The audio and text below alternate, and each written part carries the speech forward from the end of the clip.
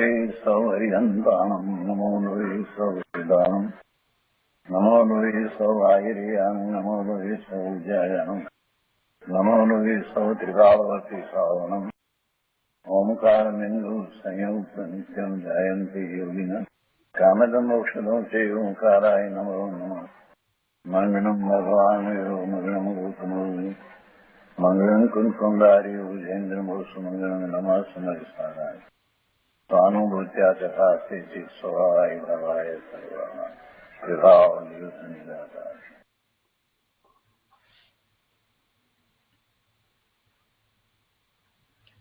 परमात्मा प्रकाश आचार्य भगवान योगिंदु देव रचित परमात्मा प्रकाश નો સ્વાધ્યાય આપણે કરી રહ્યા છીએ। એમાં ગાથા 76 નો સ્વાધ્યાય ચાલે છે। ગાથા 76 એનો અન્વયાર્થ તથા એનો ભાવાર્થ આપણે કર્યા છે અને એ ગાથા ઉપર પૂજ્ય ગુરુદેવ કાંજી સ્વામીએ જે વિસ્તાર કર્યો છે તેનો કેટલોક ભાગ કર્યો છે। शेष भाग आज लईशुं અને તે પછીથી ગાથા 77 આપણે લઈશું। तो पहला આપણે ગાથા 77 કરીએ છીએ, તે પછીથી 76 નું ફેજ પુનરાવર્તન કરીશું અને તે પછી પૂજ્ય ગુરુદેવના પ્રવચનમાંથી એ બધા અંશ સાંભળીશું। ગાથા 77 એના ઉपोद्घातમાં કહે છે कि इसके बाद मिथ्या दृष्टि के लक्षण के कथन की मुख्यता से 8 दोहा कहते हैं। मिथ्या दृष्टिना लक्षणनी वात हवे आगळ कहे छे तो मैं 77મી गाथाथी शरू करी अने ए वात कहे छे। गाथा 77 पर्याय रक्तो जीवः मिथ्या दृष्टि ही भवति बध्नाति बहुविध कर्मणं येन संसारं भ्रमति। 77મી गाथाना अन्वयार्थमां कहे छे के पर्याय रक्त जीव मिथ्या दृष्टि ही भवति। शरीर आदि पर्याय में लीन रहता हुआ जो अज्ञानी जीव है वह मिथ्या दृष्टि होता है और फिर वह बहुविध कर्माणि बंधनाति अनेक प्रकार के कर्मों को बांधता है। येन संसारम भ्रमति जिनसे कि संसार में भ्रमण करता है। सो कैसे कि संसार आदि पर्याय में लीन रहता हुआ जो अज्ञानी जीव है, जो पर्याय में लीन रहता है, पर्याय की जिसको दृष्टि रहती है वह मिथ्या दृष्टि होता है और फिर वह अनेक प्रकार के कर्मों को बांधता है जिनसे कि संसार में भ्रमण करता है। तो तेरहवीं गाथा આપણે ગુજરાતીમાં લઈએ।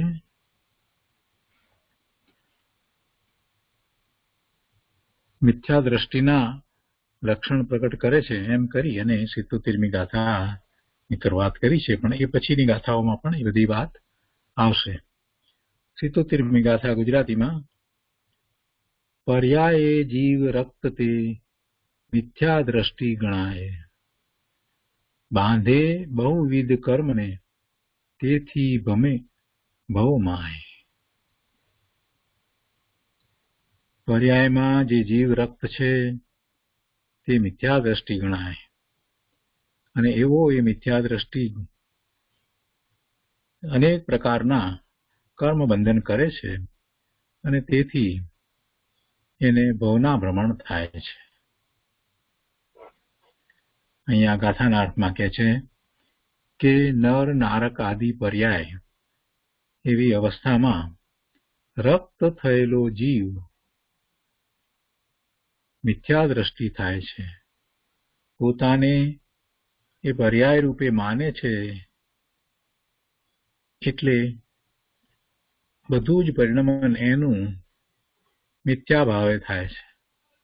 સૌથી પહેલી ભૂલ જ ત્યાં થાય છે કે જે ગતિમાં એ રહ્યો છે અને એ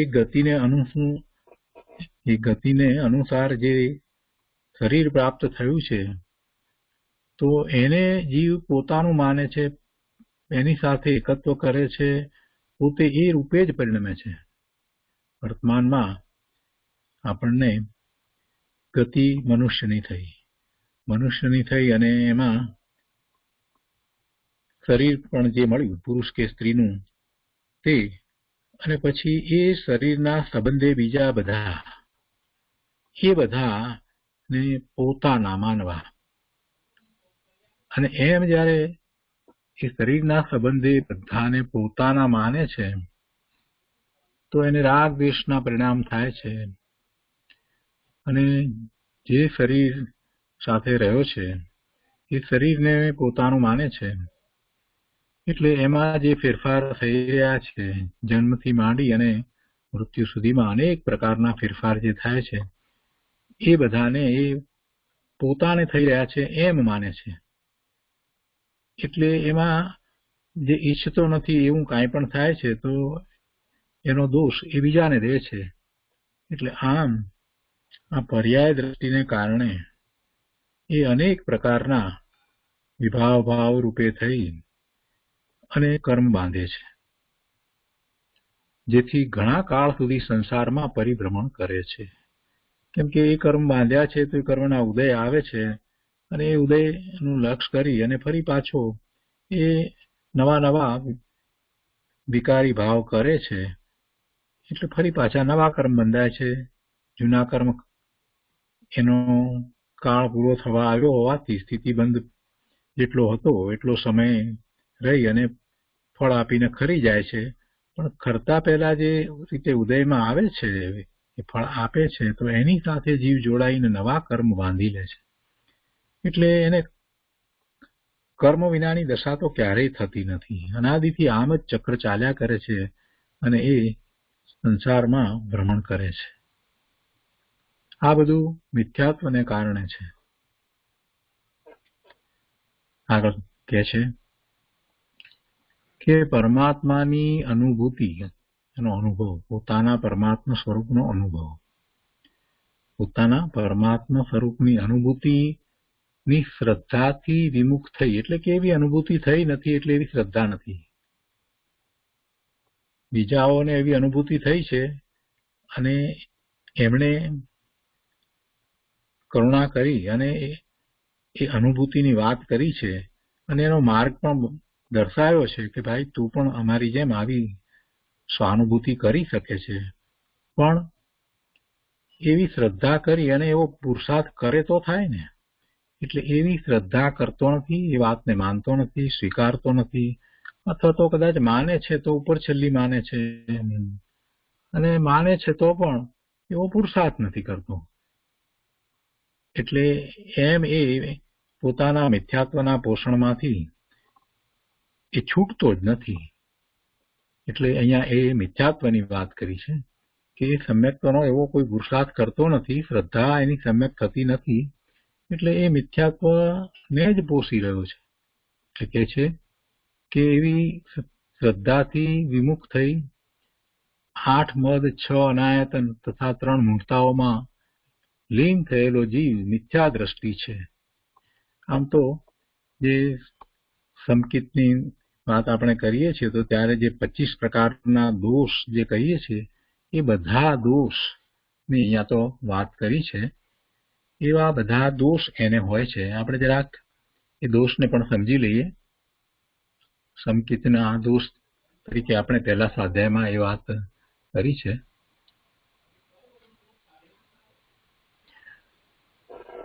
8 પ્રકારના સંકિતના દોષ હોય છે, 8 પ્રકારના મદ અભિમાન છે, 6 પ્રકારના અનાયતન અને 3 પ્રકારની મૂંઢતા.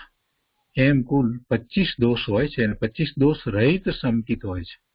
આ 25 દોષ રહિત સંકિત હોય છે. જેને સમ્યક દર્શન હોય છે એને સમ્યક્ત્વના 8 અંગ પ્રગટ થાય છે, એનાથી વિરુદ્ધ આ દોષ છે. સમ્યક દર્શન થાય છે તો એને નિસંકતિ થાય છે, એટલે શંકા રહિત થાય છે, નિકાંક્ષિત થાય છે. એ રીતે જે 8 છે તો એનાથી બરાબર વિરુદ્ધ પ્રકારના આ 8 દોષ છે કે જે મિથ્યા દ્રષ્ટિને હોય છે. સંકિત થતા આ 8 દોષ જે છે તે દૂર થઈ જાય છે. એટલે મિથ્યા દ્રષ્ટિને આ દોષ છે. શંકા, કાંક્ષા એટલે ઈચ્છા, વિચિકિત્સા એટલે કે ગ્લાનિનો ભાવ, કોઈના પ્રત્યે ગ્લાની, મૂઢ દ્રષ્ટિ,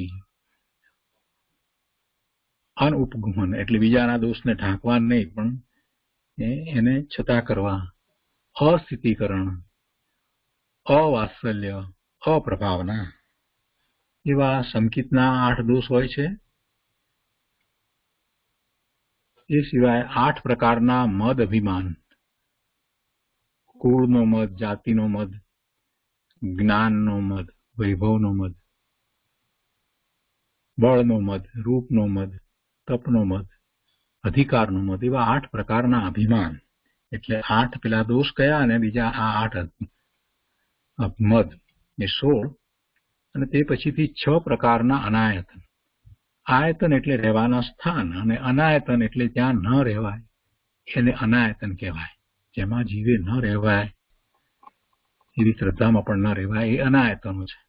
તેમાં કુદેવ અને કુદેવ સેવક, કુગુરુ અને કુગુરુ સેવક, કુધર્મ અને કુધર્મ સેવક, એવા 6 પ્રકારના અનાયતન છે.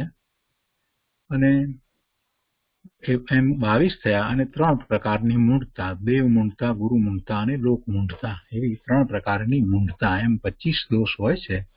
મિથ્યા દ્રષ્ટિને એવા દોષ હોય છે, અને સમ્યક દ્રષ્ટિ એ આવા બધા દોષથી રહિત હોય છે. આ વાત આપણે કરવી છે.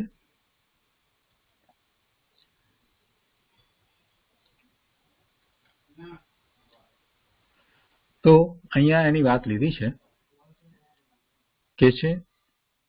કે એ 8 મદ, 6 અનાયતન અને 8 જે આપણે દોષ લીધા સંકિતના, તે એમ 22 અને 3 પ્રકારની મૂઢતાઓમાં લીન થયેલો જીવ મિથ્યા દ્રષ્ટિ છે. તે નર, નારક આદિ પર્યાયોમાં રક્ત રહે છે. જે પણ પર્યાયમાં છે, 4 ગતિમાંથી કોઈ જે ગતિમાં છે, તે ગતિમાં જે શરીર પ્રાપ્ત થયું છે એ સહિત એમાં જે પોતે પોતાનું અસ્તિત્વ માને છે. તિર્યંચ થયો છે તો તિર્યંચને એ પોતાના શરીર સાથે એકત્વ છે, અને પોતે પોતાને તિર્યંચ રૂપે જ માને છે, બીજી રીતે માનતો જ નથી. મનુષ્ય થયો છે તો એ પોતે પોતાને મનુષ્ય રૂપે માને છે. દેવ થયો છે તો પોતાને દેવ રૂપે માને છે. નારકી થયો છે તો પોતાને નારકી માને છે. પણ એ ક્યારેય એમ નથી માનતો કે પોતે એનાથી જુદો શુદ્ધ આત્મા છે. એવું તો એ ક્યારેય માનતો નથી. એટલે જે આ નર, નારક આદિ પર્યાયો છે, એ પર્યાયોને પોતાનું સ્વરૂપ માને છે, અને પર્યાયોને પોતાનું સ્વરૂપ માની અને એમાં જ એ રક્ત રહે છે. એ પ્રમાણે જ એનું જીવન આખું પૂરું થાય છે. એટલે તે પર્યાયોમાં મમત્વ કરી રાગ દ્વેષ કર્યા કરે છે, અને તેથી કર્મ બાંધી સંસારમાં રજળ્યા કરે છે. દ્રવ્ય, ક્ષેત્ર, કાળ, ભવ અને ભાવના ભેદથી સંસાર 5 પ્રકારે છે. એટલે કે એવા 5 પ્રકારે એને પરાવર્તન થાય છે. ક્ષેત્ર, દ્રવ્ય, ક્ષેત્ર, કાળ, ભાવ, ભવના ભેદથી એને સંસારમાં ભ્રમણ થાય છે. અને પછી આધાર તરીકે અહીંયા સમયસારની ગાથા લીધી છે. સમયસારમાં શ્રી કુંકુંદાચાર્ય ભગવાને કહ્યું છે કે જો પજ્જયેષુ નિર્દા જીવા પર સમય ગતિ નિષ્ઠા આદસહાવમી ઇઠ્ઠા તે સગ સમયા મુણયવ્વા. એના અર્થમાં કહે છે કે જે જીવ પર્યાયમાં આસક્ત છે, તે પર સમયી અજ્ઞાની છે, તથા જે આત્મ સ્વભાવમાં સ્થિત છે તેને સ્વ સમયી જાણવો. એ જ રીતે કુંકુંદાચાર્ય ભગવાને મોક્ષ પાઉડમાં, મોક્ષ પ્રાભૃત એટલે અષ્ટપાઉડમાં મોક્ષ પાઉડ અથવા મોક્ષ પ્રાભૃત એમાં મિથ્યા દ્રષ્ટિના લક્ષણ જે કયા છે એની જે ગાથા છે એનો પણ અહીંયા આધાર આપ્યો છે.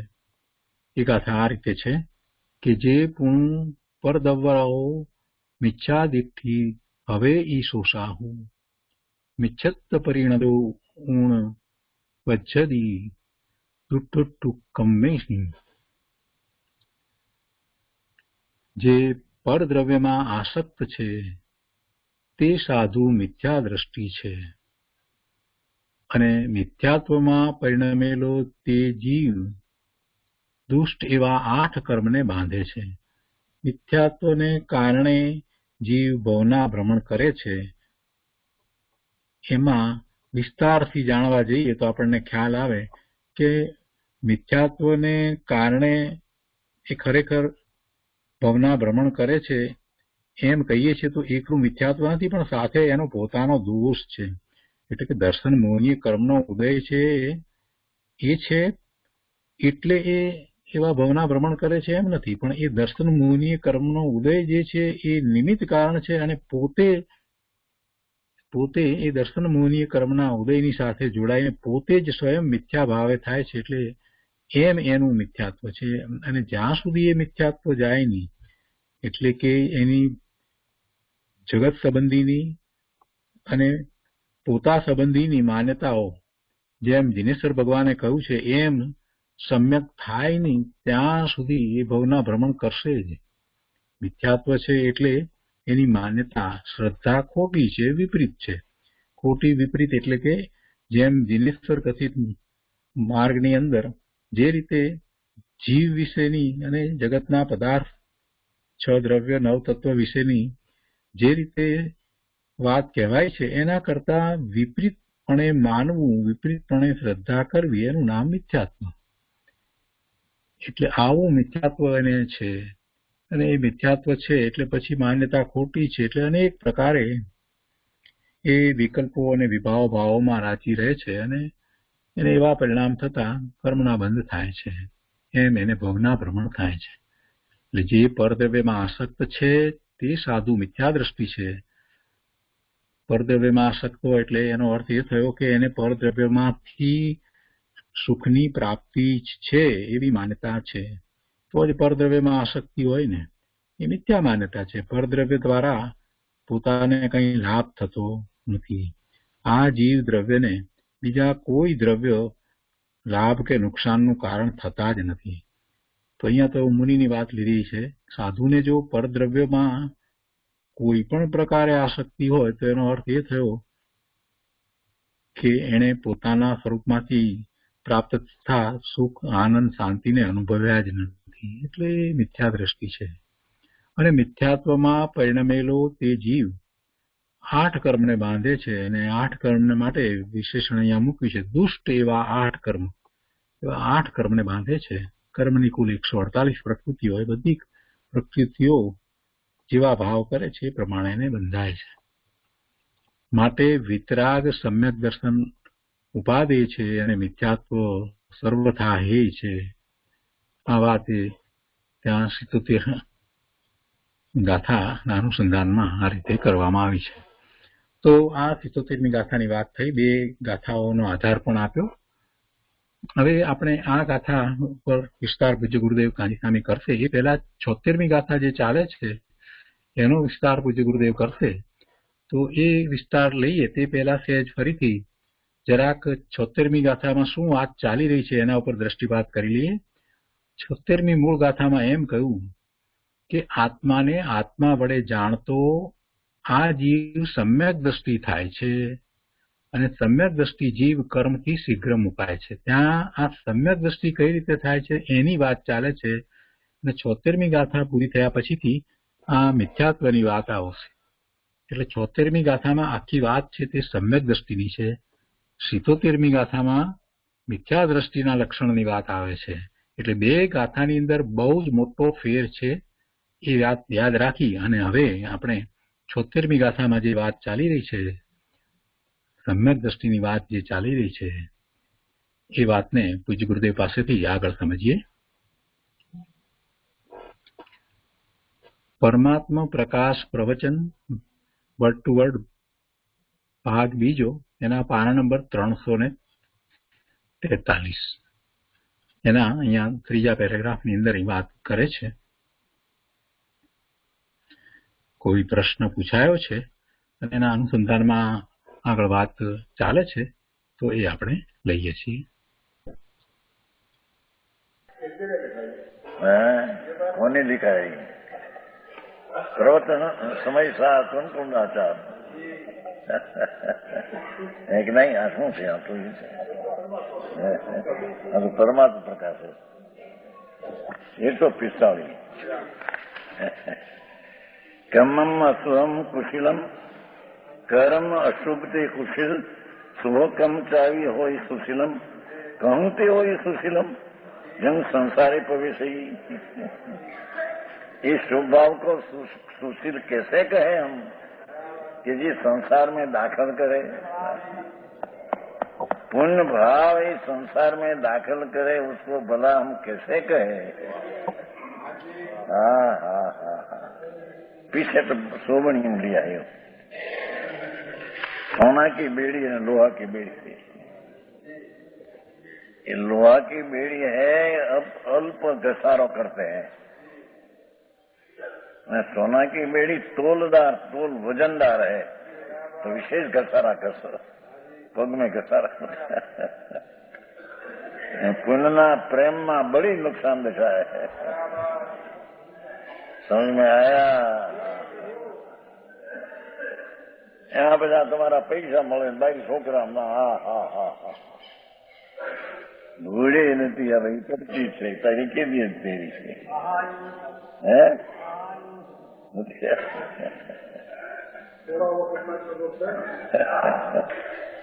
થોડા વખત માટે એક સમય માત્ર નહીં.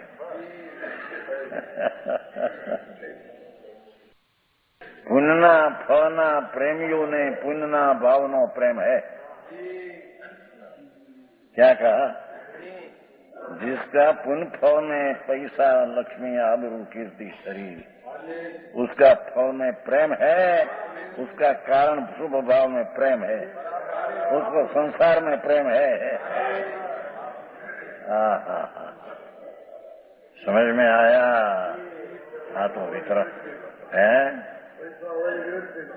કોણ વેફે? એ જવાના હોય તો જાય, રહેવાના હોય તો રહે.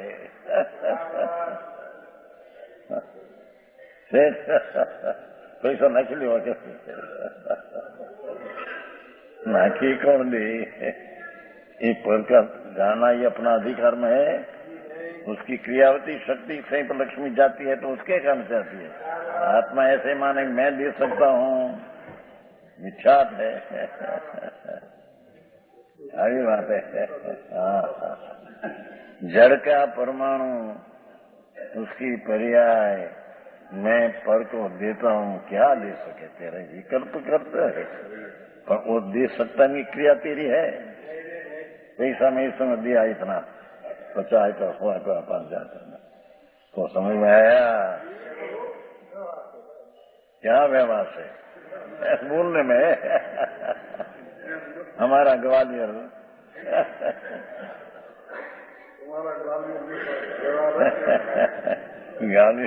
ग्वालियर क्या से हो गया सेठ का है? ये व्यवहार से कहने में आता है, नीचे समझे तो. यहाँ गुरु शिष्य क्या है वस्तु में? देव ध्वनि द्वारा पण आत्मा जानने में आता नहीं. ત્રણલોકના નાથ સર્વજ્ઞની દેવધની અને मुनियों शास्त्रों अर्थो ऐसा सुनकर जानने में आत्मा नहीं आता. ये पहला आ गया है. पहले आ गया है परमात्म प्रकाश. यहाँ तो कहते हैं है ना, अशुभ कर्म सुशील है, खराब है. शुभ कर्म सुशील है, सारा है. ऐसे तुम जानो. ते सुशील केम सारा होता है? जीव ने संसार में प्रवेश करावे. होता है. ज्ञानी को भी शुभ भाव तो आता है, होता है. પણ ભલા कैसे कहे हम कहते हैं। हमें जिसको भला न कहे उससे समय नीचे होता है। ऐसे क्यों बने?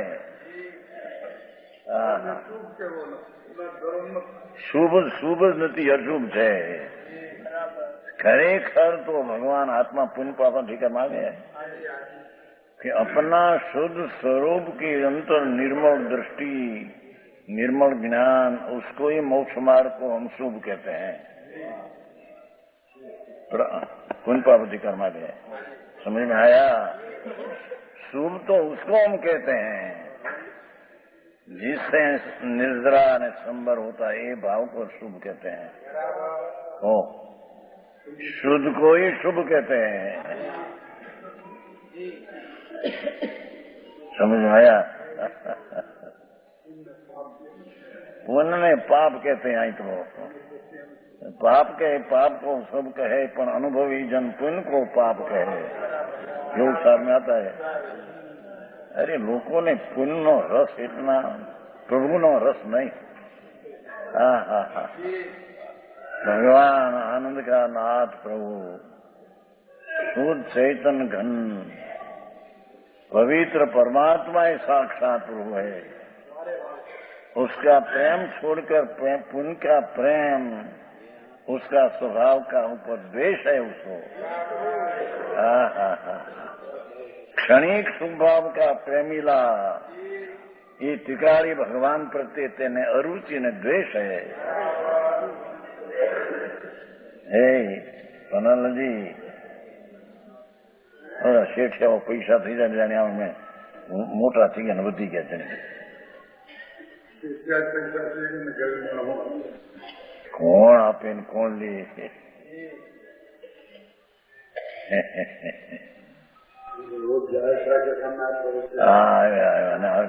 હજી બેન ને વધાવશે તેથી લોકો ખભડાટ થઈ જશે। એક જણા 4000 રૂપિયા કનાલાલના બેન મોતીએ વધાવશે। એક જણ 11,000 રૂપિયાના હીરાએ વધાવશે। બીજા સાંભળ્યું છે કે બરાબર આપણે બીજા વળી કોઈ 5,000 વધાવવાના છે, 20,000 રૂપિયાના તો વધાવવાના છે તે बीज नदी। पर उसमें 20,000 क्या, थोड़ी क्या कीमत है उसकी? धूड़ में है क्या?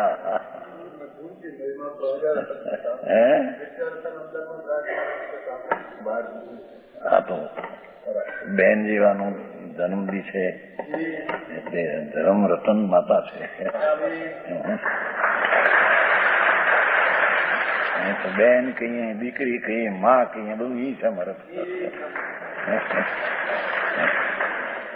એનો દિવસ છે એટલે લોકો તો એમને ક્યાં પડી છે કઈ, એને તો મર્દાની જો ઉભા હોય છે। हाँ तो पैसा देनारा है इतना कहना है, ये पैसा में भाव होता है शुभ, इतना बात बस। पैसा दे ले सके ये आत्मा की अधिक के हमें समझ में आया? ये मोक्ष मार्ग में आया है कि जो देने लेने की क्रिया होती है ये नहीं, पर उसके अनुसार में जो भाव होता है शुभ, ये उसका है, उसका नाम उसकी पर्याय में है। इतना मोक्ष मार्ग लिया है, समझ में आया? देने ले की क्रिया का ही करता नहीं।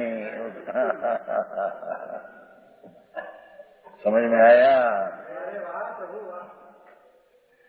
उसमें ग्रहण त्याग का जो भाव आया शुभ, ये शुभ उसका त्याग तो त्याग लगा है उसमें तो कि शुभ ही मेरा है, ममत करना नाम ये तेरा है। यूं लक्ष्मी देने लेने की ममता नहीं करना, ये क्रिया पर की है।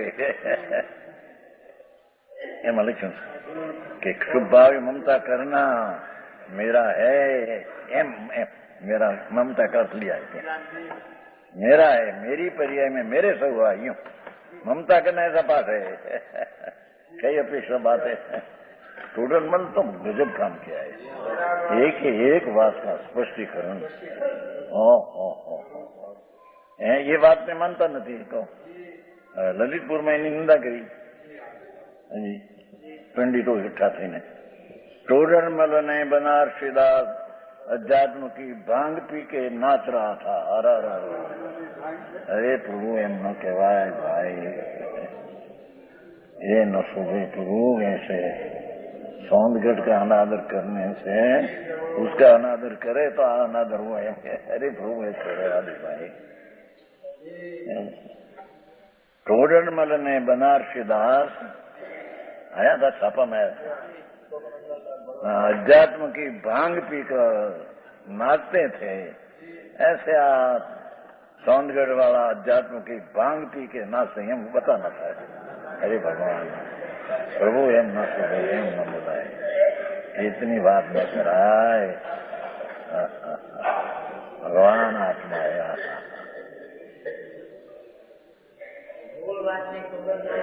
એથી શું થાય? એથી એ વ્યક્તિ પ્રત્યે દ્વેષ કરવા જેવો નથી। વ્યક્તિ પ્રત્યે તો પ્રેમ જોઈએ। આત્મા है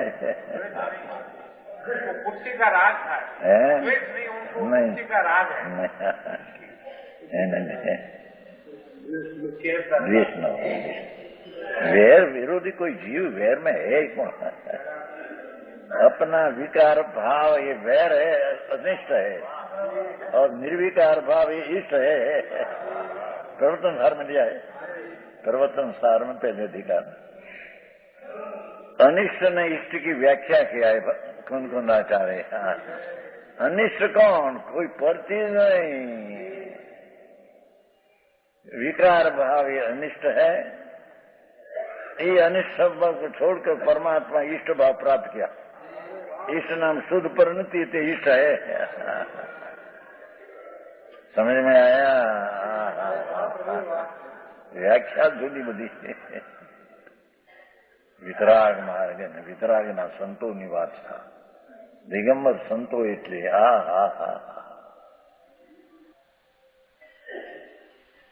केवल नामना केळाए तो वारસો મૂકી ગયા એવું। ઓહો જે સંભાળે એને એકાવતરી થઈ જાય એવી વાત સમજાણું કાંઈ?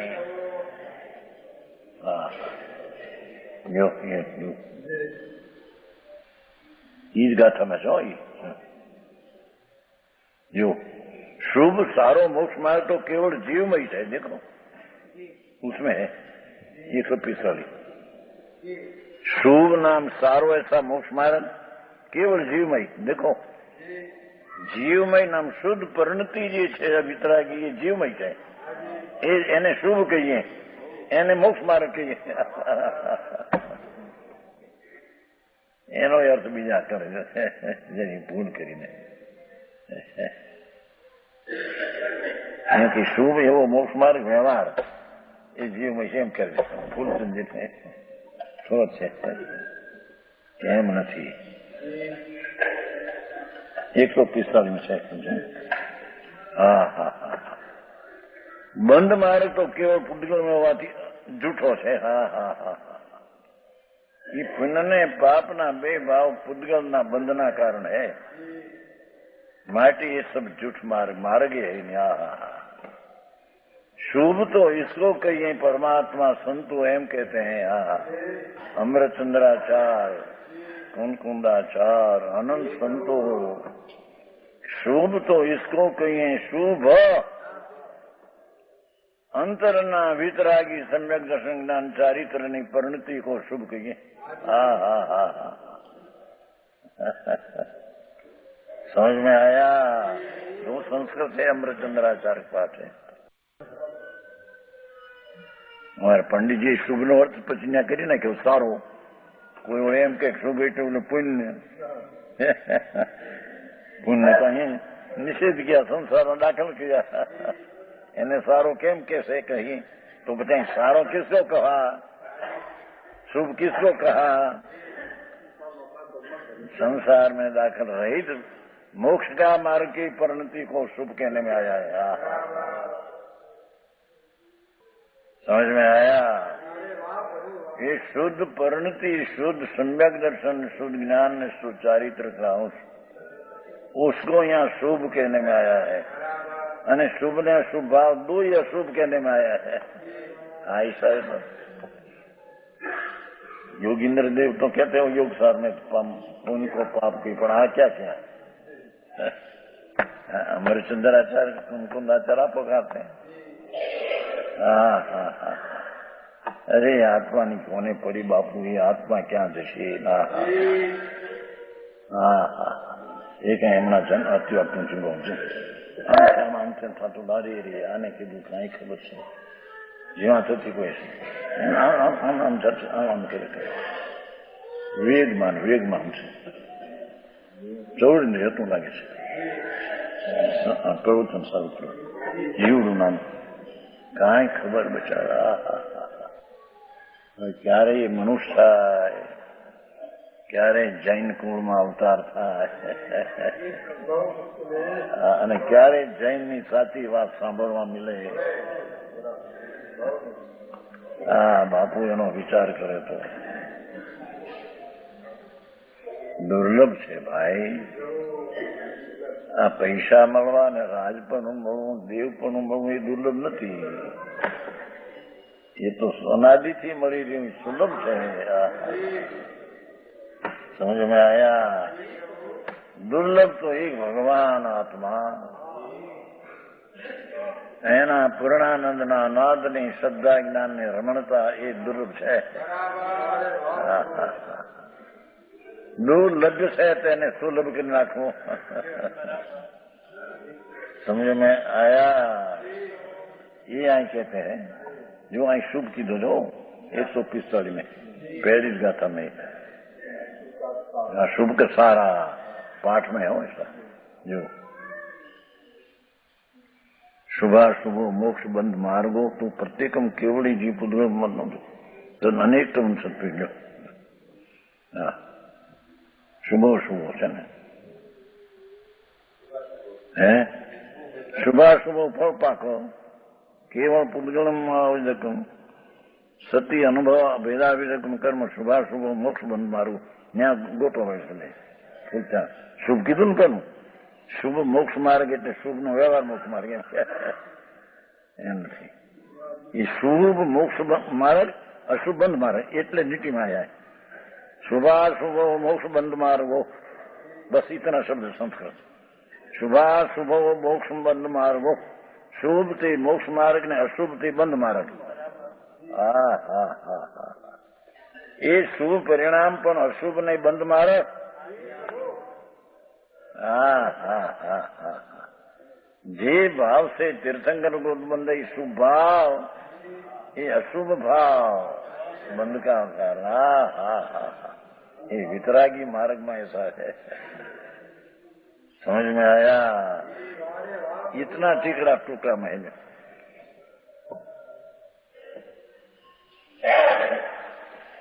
શુભ એટલે ત્યાંનો અર્થ એમ કરે ને ભાઈ, આ શુભ એટલે શુભ મોક્ષ માર્ગ વ્યવહાર, એમ. અશુભ એટલે એમ કરે છે, એમ નથી. આ છે શુભો મોક્ષ, અશુભો બંધો. બસ મોક્ષ માર્ગ को शुभ कहिए, बंद मार्ग को अशुभ कहिए. हाँ हाँ हाँ हाँ, 145 गाथा संस्कृत टीका मध्यस्थ ने वांचना चाहिए, अपनी दृष्टि रखकर नहीं. शास्त्र की क्या दृष्टि है ऐसे ले जाना चाहिए. समझ में आया? विषय योगींद्र देव कहा पाप पाप को सब कहे तो हम तो पाप को पुण्य को भी पाप कहे. અમરચંદ્રાચાર્ય કહા અહીંયા અને ત્યાં પુण्य पाप ने છેલ્લો અધિકાર, आखिर अधिकार है छेल्लो. पुण्य को व्यवहार रत्नत्रयी को तो हम पापी कहते हैं. છે ને સંસ્કૃત છે નહીં, સંસ્કૃત નથી એમાં. જૈસના ચમટીકામાં નથી આમાં. હા હા, આપણે તો यहाँ लेना है कि वितराग चारित्र के अनुकूल शुद्धात्मा नो भौतिक रूप निश्चय संकित दर्शन वही ध्यान योग है, ऐसा अभिप्राय हुआ. ऐसा ही कथन कुंकुंदाचार्य ने मोक्ष पावन ग्रंथ में निश्चय संकित लक्ष्य में क्या है देखो, कथा है हो अंदर है. સદવરો સવણો સમાધિ હવે નિયમેણ સમત પરિણરો ઉણ ખવે દુઠટ કમાઈ। आत्म स्वभाव में मग्न देखो सदैव रहो। स्वद्रव आनंद नो नाद प्रभु तेमा रवो नाम लीन है, वो मोक्ष को पाते हैं। सदैव रहो समणो समाधि थी, ये समन ने सम्यक दृष्टि कही। हाँ हाँ हाँ हाँ, जेमा अनेरा द्रव्यनो भेड़सेल नहीं, एकला स्वद्रव्य रहो। चिदानंद नो नाद प्रभु वितराग मूर्ति आत्मा स्वद हो, स्वद्रव्य रहो। एमा लीन को सम्यक दृष्टि कहिए। परद्रव्य में लीन को मिथ्या दृष्टि कहिए। पछिन गाथा मारशे, टीका मारशे, पछिन गाथा गाथा आया। सद हो आत्म स्वरूप में मग्न, इन अर्थ किया शब्द इतना एक सत दौल रहो। सत द्रव्य जो अपना विनायक भाव चिदानंद ध्रुव उसमें जो लीन है, वो तरफ का मग्न है, ये तरफ का आश्रय है, उसको सम्यक दृष्टि कहने में आता। हाँ हाँ हाँ, समझ में आया। आचार्य टीका शब्द ये मोक्ष प्राप्त की गाथा है। 14મી गाथा है, 13મી आवे છે બીજી। घणो प्रभु तारू चैतन्य द्रव्य जो भगवान विकार विना की चीज तेरी है, उसमें लीन होना वही मोक्ष का मार्ग है। ये संकेत है, यूं कहते सद्रव्य में लीन वो संकेत है, और परद्रव्य में लीन वो मिथ्या दृष्टि है। ये पिछली गाथा में आएगा संस्कृत। परद्रव्य में अर्थात शुभ राग में पण प्रीति ने रुचि वाला है, ये मिथ्या दृष्टि है। हाँ हाँ हाँ, समझ में आया। एवो मार्ग છે। લોકોને એવું લાગે કે આ તો નિશ્ચય નિશ્ચય નિશ્ચય। ભગવાન નિશ્ચય નામ પરમ સત્ય, વ્યવહાર નામ તો ઉપચાર है प्रभु। व्यवहार का कथई बदा उपचारिक है, तो किसको जिसको निश्चय अनुपचार पद क्या है उसको उपचार से व्यवहार क्या नहीं आता। हाँ ये कहते हैं एकांत सम्यक एकांत ये धर्म है। सम्यक एकांत बिना अनेकांत का यथार्थ ज्ञान होता नहीं।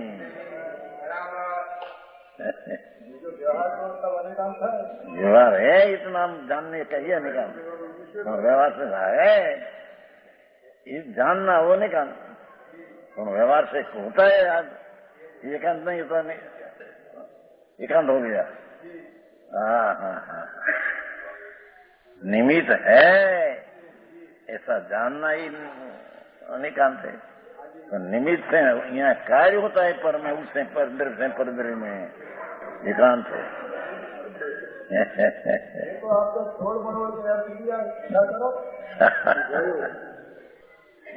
करते आज किया है अफसोस करे, तो हम तो ऐसा ही करते आए। आचार्य कहा नहीं व्यवहारो अभूत हो। हाँ आचार्य कहा व्यवहार अभूतार्थ है, उसका अर्थ त्रिकाल की अपेक्षा से गौण करके अभूतार्थ कहा। पर्याय अपेक्षा ही पर्याय है, पर्याय ने अपेक्षा भूतार्थ है। है इसमें हो, उसका आश्रय करने से ये प्रश्न नहीं है। व्यवहार है, मुनि को भी व्यवहार आता है तो कहा नहीं, पर उससे नीचे होता है ऐसा नहीं। हाँ ये कह देखो आत्मा स्वरूप में मग्न जो यति यह निश्चय कर सम्यक दृष्टि होता है। हाँ हाँ हाँ, ये मोक्ष मार्ग ની ગાથા છે, મોક્ષ પાવનની। और फिर सम्यक दृष्टि, सम्यक स्वरूप परिणमता हुआ।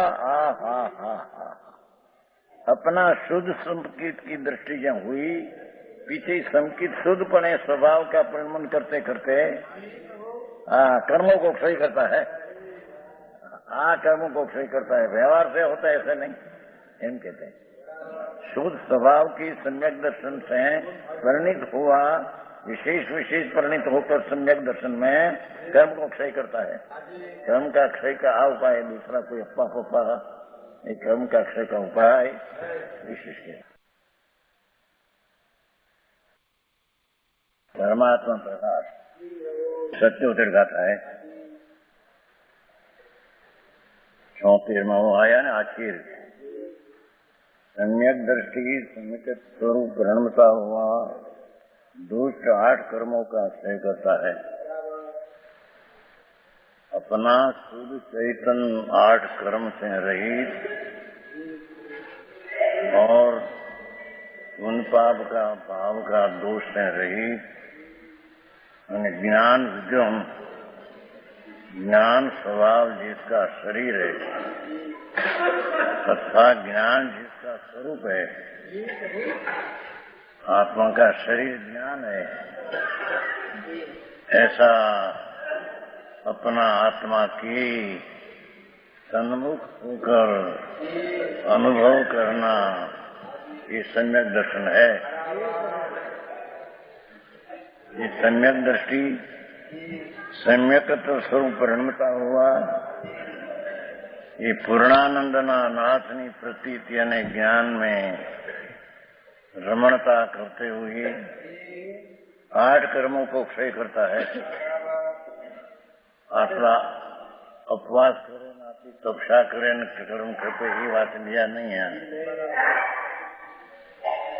समझ में आया? तपस्या इसको कहते हैं। भगवान आनंद स्वरूप को सोना में जेम गेरू लगाकर दोनों ऊपते हैं शोभते हैं, ऐसे भगवान आत्मा चिदानंद स्वभाव की उग्र पुरुषार्थ द्वारा शुद्ध परिणति ये प्रकट करते हैं, उसका नाम तपस्या कहते हैं। ये क्या ने संकेत स्वरूप परिणमता हुआ, अर्थात पूर्ण स्वरूप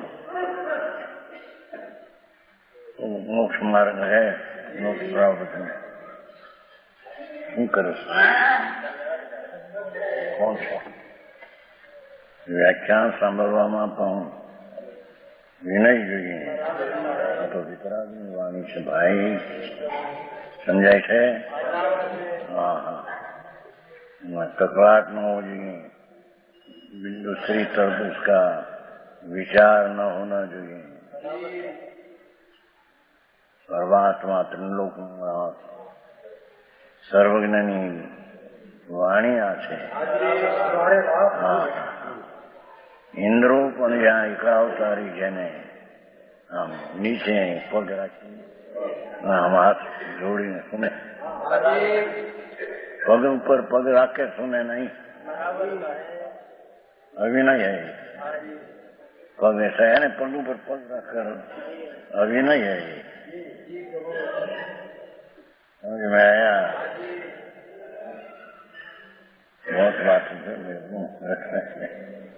हाँ, इंद्रों ने गणधरों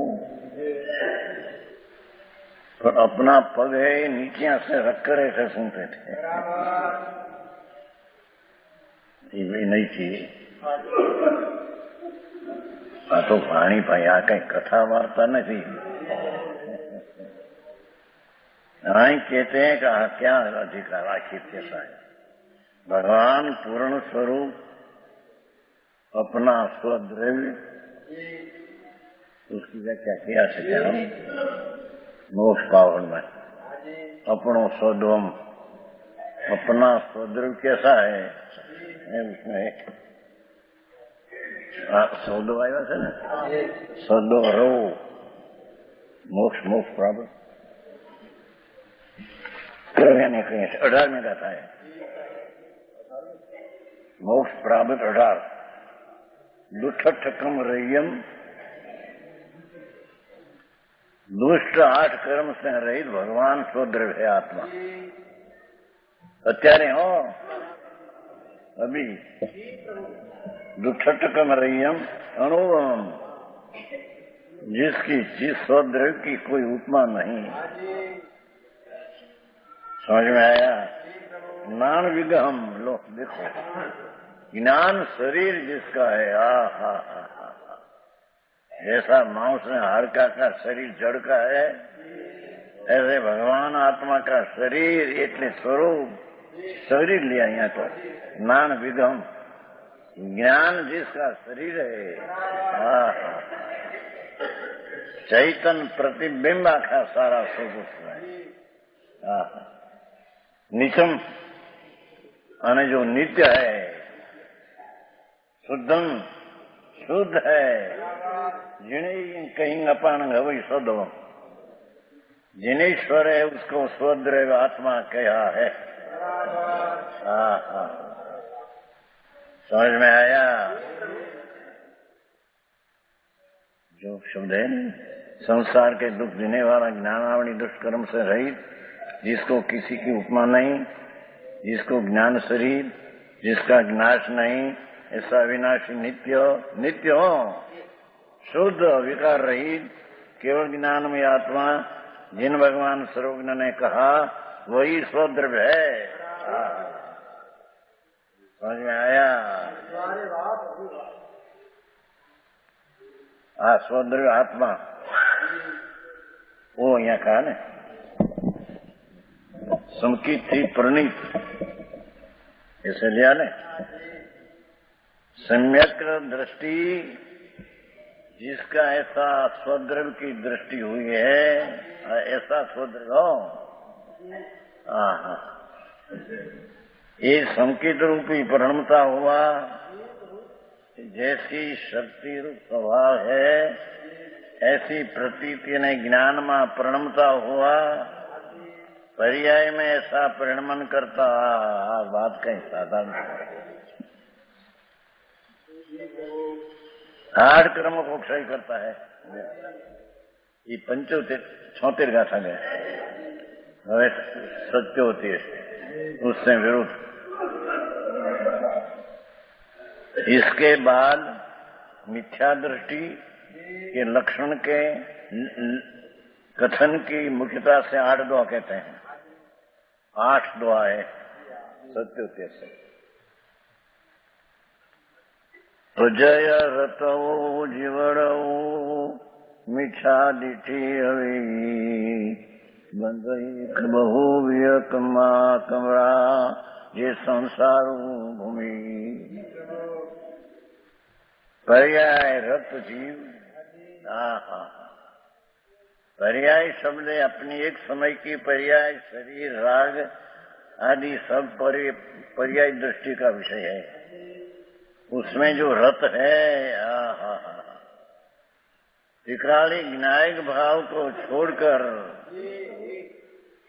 एक समय की अवस्था राग ने निमित्त ये सब पर्याय में रत है। ये अज्ञानी जीव मिथ्या दृष्टि होता है।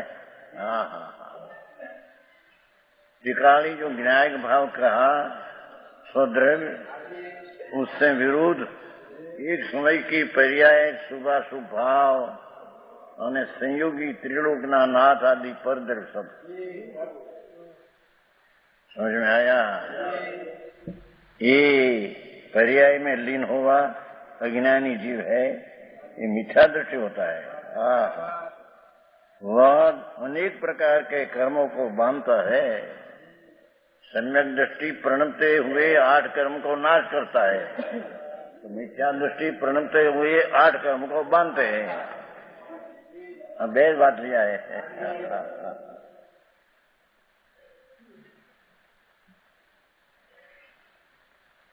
और जिनसे संसार में भ्रमण करता है भावार्थ। परमात्मा એટલે સ્વદ્રવ્ય की अनुभूति स्वरूप श्रद्धा से विमुख। अपना परमात्मा जो स्वद्रव्य कहा, अनुपम नित्य शुद्ध ज्ञान शरीर और जिसकी कोई उपमा नहीं सके ऐसी वो चीज भगवान स्वद्रव्य। ऐसे शरीर स्वद्रव्य से विरुद्ध मिथ्या दृष्टि अपनी दृष्टि करके अनेक प्रकार का कर्म को बांधता है। ये परमात्मा की अनुभूति रूप श्रद्धा से विमुख। परमात्मा कौन? अपना निजात्मा। पर परमात्मा तो पर में जाते हैं, परद्र में जाते हैं। अपना परमात्मा ऐसे ही शब्द लिया सीधा।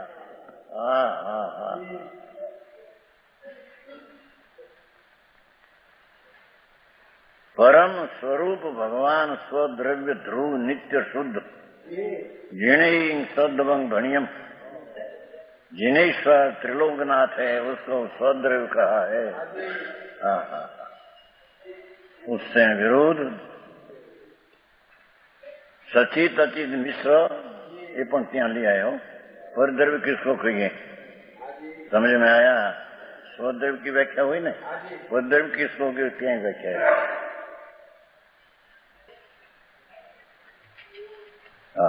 70 का था। आदि स्वभावम भगवान स्वद्रव्य जो ऐसी चीज कहा उससे अन्य सचित अचित मिश्रम है भाई। सचित निगूढ़ का जीव, सचित सिद्ध का जीव, सचित परमेश्वर का जीव, ये अपना द्रव्य से भिन्न है। समझ में आया? सचित अचित शरीर आदि, मिश्रित शरीर सहित आत्मा, ये मिश्रित, ये संपर्द्रव्य है। सचित सर्वज्ञ परमेश्वर, वितराग परमेश्वर, अरे पंच परमेष्टि। सचित ये भगवान स्वद्रव्य से अन्य द्रव्य है।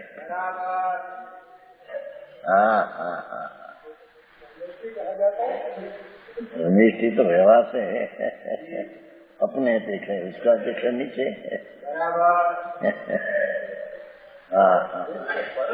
परम इष्ट है व्यवहार से अपने। परम इष्ट तो भगवान आत्मा है अपना। वो तो कहा ना, देखो परमात्मा कहा नहीं समझ पड़ा है।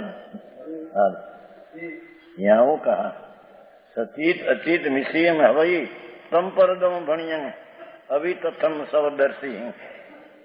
सर्वदर्शी जिनेश्वर लोग परमात्मा है। अपना स्वद्रव्य शुद्ध चैतन्य घन नित्यानंद से ये परमेश्वर पंच परमेष्टि निगोध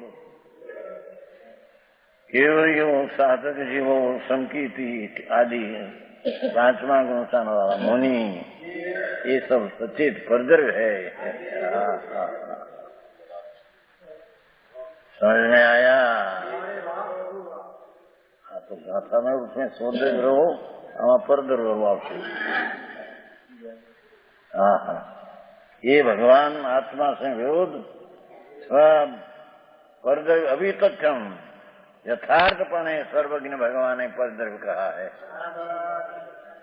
परद्रव्य का लक्ष्य करने से आजकल रागे होता है। समझ में आया? और स्वद्रव्य के आश्रय से निर्विकारी सम्यक दर्शन ज्ञान चारित्र होता है। समझ में आया? मोक्ष अधिकार है ना इसमें। परमात्मा का है ना, परमात्मा की એટલે अपना स्वद्रव्य जो परमात्मा स्वरूप ज्ञान विग्रहम अनुपम शुद्धम नित्यम। समझ में आया? ऐसा जो परमात्मा अपना द्रव्य त्रिकाली स्वद्रव्य उसकी अनुभूति ये पर्याय है। जीणो मार्ग है पन्नालाल जी। हाँ, ऐसा है नहीं कि पैसा से मिली जाएगी, नेशा से नहीं, पैसा पर गए, भगवान पर गया। समझ में आया? परमात्मा परमात्मा परमात्मा वो सिद्ध परमात्मा ये नहीं, हाँ तो अपना परमात्मा कि सिद्ध की पर्याय से भी अनंत गुणी अधिक दशा आत्मा की, दशा नाम स्थिति है उसकी। समझ में आया? वस्तु की अवस्था नाम अब नाम निश्चय स्थिर है वो, ये अवस्था हम पर्याय नहीं। समझ में आया?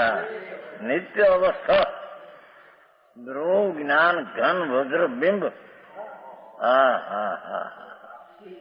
जेमा जिसमें निर्मल पर्याय का भी प्रवेश नहीं, विकार का तो प्रवेश नहीं। समझ में आया? ऐसे भगवान वज्र ज्ञान वज्र बिंब नित्य प्रभु ध्रुव, ये स्वद्रव्य में, स्वद्रव्य को यहाँ परमात्मा कहते हैं। पर्याय शिवाय हो, पर्याय अलावा, पर्याय रहित। उसकी अनुभूति ये पर्याय है। समझ में आया? अनुसर होकर अनुभूति, त्रिलोकनाथ ना सन्मुख अनुसर कर करके जो दशा आनंद की प्रकट हुई, ज्ञान की, सम्यक ज्ञान की दशा प्रकट हुई, सम्यक दशा चारित्र की संकीर्ति प्रकट हुई, उसको यहाँ अनुभूति कहते हैं। अनुभूति रूप श्रद्धा, भाषा देखो, समझ में आया? कर्म अनुभूति रूपी रुचि प्रतिपक्ष ऐसा है, देखो टीका में ऐसा अनुभूति रुचि, वही अर्थ क्या है कि अनुभूति रूप श्रद्धा। समझ में आया? आनंद स्वरूप भगवान विनायक मूर्ति ध्रुव चिदानंद परमात्मा स्वरूप, उसकी अनुभूति रूप श्रद्धा एम कहते हैं। एक लिए हम श्रद्धा एम नहीं एम कहते हैं। समझ में आया?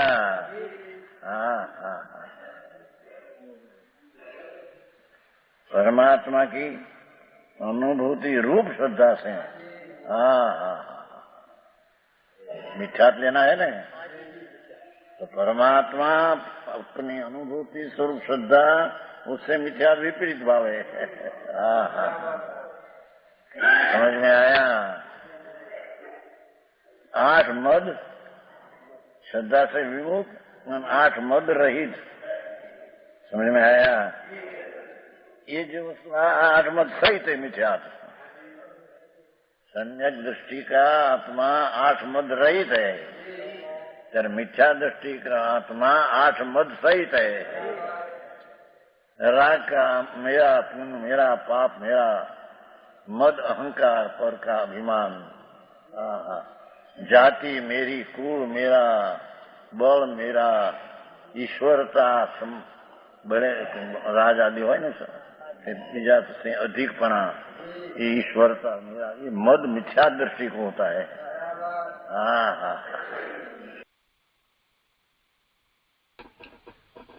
तो આજનો સ્વાધ્યાય અહીંયા સુધી રાખીએ છીએ।